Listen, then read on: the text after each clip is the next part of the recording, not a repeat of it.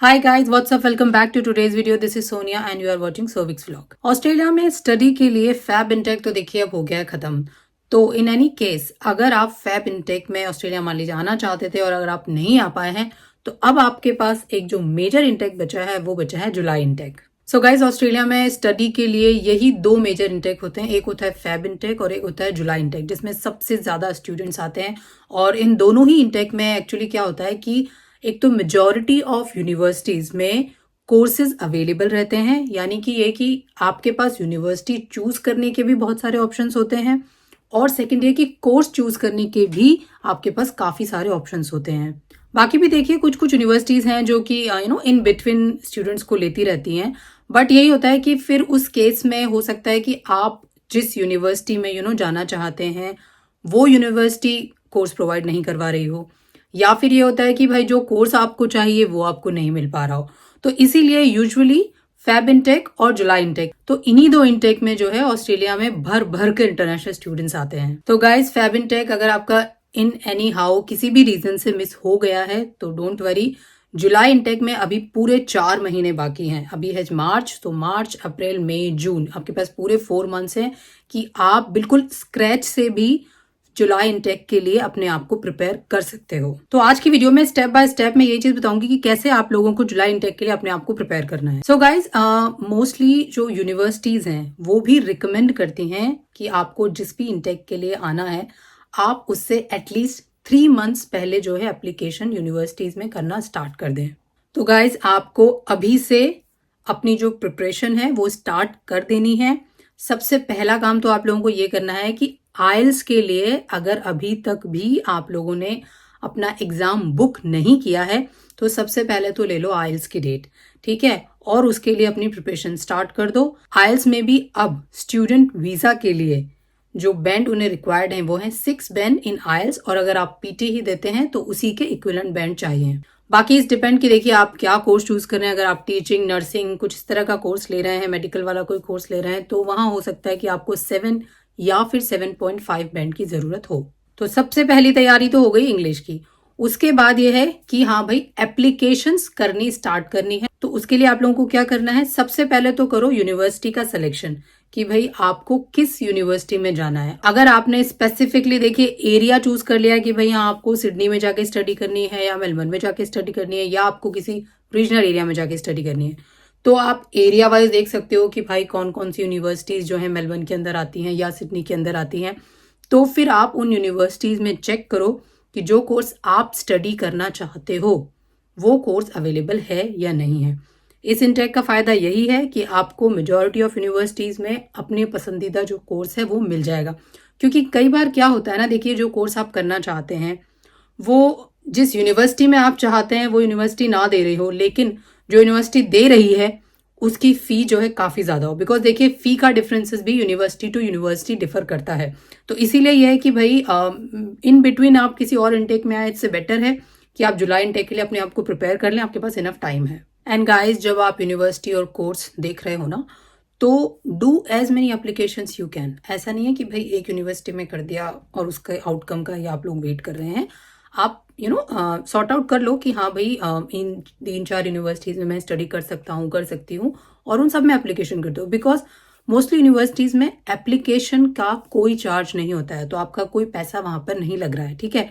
तो इसीलिए यह है कि भाई आप मल्टीपल यूनिवर्सिटीज में जो है अपनी एप्लीकेशन कर सकते हैं। ईयर 2025 के लिए इंटरनेशनल स्टूडेंट्स का जो एनरोलमेंट का जो नंबर है वो है 2,70,000, यानी कि ऑस्ट्रेलिया में केवल 2,70,000 ही इंटरनेशनल स्टूडेंट्स जो है आकर के स्टडी कर सकते हैं, और उसमें से भी केवल 1,45,000 ही इंटरनेशनल स्टूडेंट्स जो हैं उन्हें यूनिवर्सिटी एडमिशन दे सकती हैं। नाउ गाइस क्या होता है कि जब आप यूनिवर्सिटीज में एप्लीकेशन करते हैं तो जो टिपिकल टाइम यूनिवर्सिटी लेती हैं आपकी एप्लीकेशन का रेस्पॉन्ड करने में वो होता है 1 से 2 वीक का टाइम। कभी कभी होता है कि हाँ टाइम ज्यादा भी लग जाए, वो देखिए डिपेंड करता है कि हाँ आपने किस यूनिवर्सिटी में एप्लीकेशन की है, आपका किस टाइप का कोर्स है, और तीसरी चीज ये कि भाई यूनिवर्सिटी के ऊपर कितना लोड है, यानी कि कितने नंबर ऑफ एप्लीकेशन यूनिवर्सिटी को रिसीव हुआ है। बट मोस्टली 1 से 2 वीक के अंदर अंदर यूनिवर्सिटी आपको रिस्पॉन्स जो है कर देती है, और ये रिस्पॉन्स आता है आपका वाया मेल। तो गाइज देखो एप्लीकेशन करने के बाद हम स्टैंडर्ड टाइम 2 हफ्ते का मान लेते हैं कि चलो भाई 2 हफ्ते तो आपको उस चीज़ में भी लग जाते हैं। फिर क्या होता है, यूनिवर्सिटी आपको कंडीशनल या अनकंडीशनल ऑफर लेटर इशू करती है। ये डिपेंड करता है, देखिए अगर आपने जब एप्लीकेशन करी थी, अगर आपने उसी वक्त सारी चीज़ें सबमिट कर दी थी, आपका इंग्लिश का भी जो टेस्ट रिजल्ट है वो भी, आपने जितने भी एकेडमिक क्वालिफिकेशन वाले जितने भी डॉक्यूमेंट्स हैं वो भी दे दिए हैं, तो इट्स डिपेंड कि अगर आपने सारे डॉक्यूमेंट दे दिए हैं तो हो सकता है कि आपको अनकंडीशनल ऑफर लेटर मिल जाए, और अगर हो सकता है कुछ डॉक्यूमेंट आपके मिसिंग हैं तो आपको कंडीशनल ऑफर लेटर मिले कि भाई हाँ ये सो एंड सो डॉक्यूमेंट आप सबमिट करो, और फिर वो आपको दूसरा ऑफर लेटर देंगी। एंड गाइज, जब आपकी एप्लीकेशन यूनिवर्सिटी एक्सेप्ट कर लेती है, तब आप लोगों को जीएस के लिए भी प्रिपेयर करना होता है। जो जेन्युइन स्टूडेंट रिक्वायरमेंट है उसके लिए भी प्रिपेयर करना होता है। यूनिवर्सिटीज़ जो है वो आप लोगों का इंटरव्यू भी लेती हैं, तो वो भी थोड़ा जो प्रोसेस है वो टाइम लेता है। फिर आपका उस जीटीई का रिजल्ट भी आता है, तो कुछ टाइम आप उसके लिए सेव कर सकते हो। वो देखिए डिपेंड करता है, कई बार कुछ लोगों का जीटीई का जो रिस्पॉन्स है वो क्विकली 1 और 2 डेज में भी आ जाता है, कभी कभी 5 वर्किंग डेज भी लग जाते हैं। एंड गाइज, ये जो जीएस है, जेन्युइन स्टूडेंट रिक्वायरमेंट, ये बेसिक होता है बिल्कुल। उसमें बस यूनिवर्सिटीज यही जानना चाहती हैं कि भाई हाँ ये जो स्टूडेंट है ये जेन्युइन स्टूडेंट है, इसका जो मोटो है ऑस्ट्रेलिया में आने का वो सिर्फ स्टडी है, ना कि काम करना या कोई और मोटो। अब जीएस के लिए आपको कैसे प्रिपेयर करना है उसके लिए वीडियो आपको चैनल पे मिल जाएगी, लिंक नीचे डिस्क्रिप्शन बॉक्स में है। तो गाइज, जब आपका जीटी वीटी सब कुछ कंफर्म हो जाता है, यूनिवर्सिटी फिर आपको इशू करती है COE, that is confirmation of enrolment. और जब आप लोगों के पास कंफर्मेशन ऑफ एनरोलमेंट आ जाता है, फिर आप लोग स्टार्ट करते हो अपनी visa processing. And guys, visa के लिए जो सबसे इंपॉर्टेंट है आज की डेट में वो है फंड रिक्वायरमेंट को पूरा करना, बिकॉज काफ़ी सारे रिजेक्शन जो हैं स्टूडेंट वीज़ा एप्लीकेशंस के just because of the fund जो है। अगर आपने प्रॉपरली फंड शो नहीं किया है तो बिल्कुल एप्लीकेशन आपकी रिजेक्ट हो सकती है, उसके काफ़ी स्ट्रॉन्ग चांसेस होते हैं। तो ये जो फंड की प्रिपरेशन है बिल्कुल आप अभी से करना शुरू कर दो, ठीक है। फंड कैसे शो करने हैं इसके लिए भी एक वीडियो आपको चैनल पे मिल जाएगी, उसका भी मैं लिंक नीचे डिस्क्रिप्शन बॉक्स में डाल दूंगी। फंड के लिए देखिए बेसिकली क्या क्या शो करना होता है मैं आपको ब्रीफ में बता देती हूँ। तो देखिए, एक तो यूनिवर्सिटी की फी, कई बार यूनिवर्सिटी 6 महीने की फी लेती है, कभी कभी कुछ यूनिवर्सिटी जो है वो 1 साल की फी भी लेती हैं। उसके बाद आप लोगों को 1 साल का अपना लिविंग एक्सपेंस जो है वो बताना होता है, जिसका अमाउंट आज की डेट में है 29,710 ऑस्ट्रेलियन डॉलर। और फिर आप लोगों को अपना एयर फेयर दिखाना होता है, यानी कि आने जाने का अपनी कंट्री से ऑस्ट्रेलिया और ऑस्ट्रेलिया से अपनी कंट्री, तो ये भी आप लोगों को फेयर शो करना होता है। एंड गाइस, स्टूडेंट वीजा की फी आज की डेट में है 1600 Australian dollar, 1600 Australian dollar. Now अब बात करते हैं कि भाई वीजा जब आप लोग अप्लाई करते हो तो उसके लिए कैसे आप लोगों को अपने आप को प्रिपेयर करना है। तो देखिए, वीजा एक तो ये है कि आप चाहें तो अपने आप भी अप्लाई कर सकते हैं। आप वेबसाइट पे जाइए, ऑनलाइन अपना अकाउंट बनाइए, ईमेल अकाउंट, और फिर आप अपने आप ऑनलाइन अपनी एप्लीकेशन कर दो। या फिर अगर आप चाहें तो किसी रजिस्टर्ड जेन्युइन एजेंट से भी हेल्प ले सकते हैं, ठीक है। अब देखिए, वीज़ा एप्लीकेशन के लिए आप लोगों को बेसिक डॉक्यूमेंट जो चाहिए वो बता देती हूँ। तो आप लोगों को देखिए अपना जो भी एजुकेशन से रिलेटेड डॉक्यूमेंट है वो सारे चाहिएंगे, सारी मार्कशीट वगैरह वो सब आपको चाहिए। पासपोर्ट ऑब्वियस, उसकी कॉपी आप लोगों को लगानी होती है। फिर आप लोगों को जो फंड, जो मैंने बताया फंड से रिलेटेड डॉक्यूमेंट लगाने होते हैं, किस टाइप का फंड लगा रहे हो तो उससे रिलेटेड जो भी डॉक्यूमेंट है वो सारे आप लोगों को लगाने होते हैं। आप लोगों को अपना मेडिकल चेकअप जो है वो करवाना होता है। आप लोगों को अपना पुलिस क्लियरेंस, कैरेक्टर सर्टिफिकेट वो भी जो है वो लगाना होता है। और आप लोग जो स्टूडेंट ओवरसीज हेल्थ इंश्योरेंस लेते हैं उसका भी डॉक्यूमेंट आप लोगों को लगाना होता है। तो ये मेन डॉक्यूमेंट्स हैं जो स्टूडेंट वीजा एप्लीकेशन के लिए चाहिए। डिटेल में कैसे और डॉक्यूमेंट किस टाइप का PDF होना चाहिए, क्या होना चाहिए, कलर होना चाहिए, ब्लैक होना चाहिए, तो इसके लिए भी जो वीडियो है वो मैंने ऑलरेडी बना रखी है, आप लोगों को लिंक नीचे डिस्क्रिप्शन बॉक्स में मिल जाएगा उसका भी।